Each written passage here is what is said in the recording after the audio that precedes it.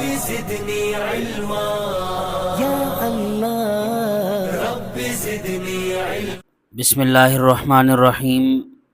السلام علیکم ورحمۃ اللہ وبرکاتہ۔ ہمارا آج کا عنوان سیرت طیبہ صلی اللہ تعالیٰ علیہ وسلم پر مبنی ہے۔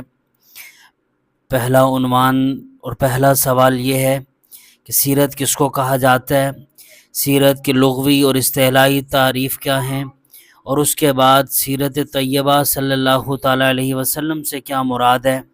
سب سے پہلی بات، سیرت کہا جاتا ہے رستے کو، رویے کو، انداز اور طور طریقے کو، اور کسی کی عادت کو، ان تمام تر اشیاء کو سیرت کہا جاتا ہے۔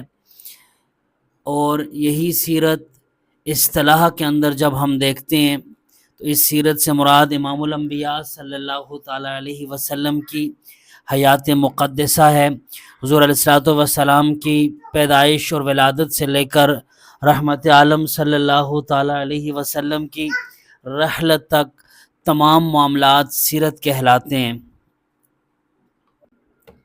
سیرت کے لیے لفظ سیر بھی استعمال ہوتا ہے۔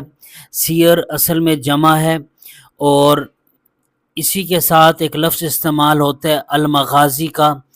مغازی اصل میں جنگ یا جنگ کی جگہ کو کہا جاتا ہے۔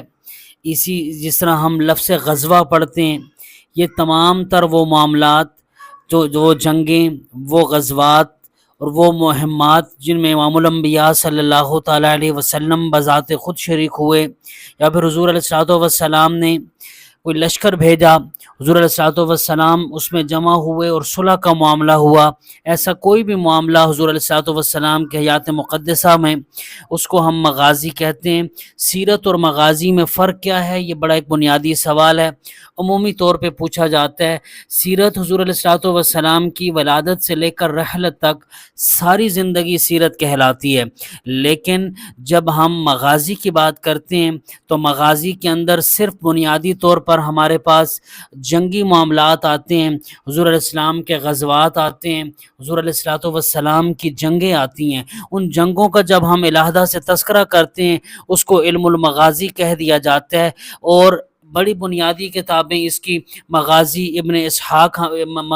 ابن سعد اور سیرت ابن اسحاق۔ سیرت کی بنیادی کتابیں آپ دیکھیں تو سیرت ابن اسحاق ہے، سیرت ابن حشام ہے۔ اسی طرح مغازی کی کتب آپ دیکھیں تو مغازی للواقدی ہے، امام واقدی کی کتاب ہے، اس کا نام المغازی ہے۔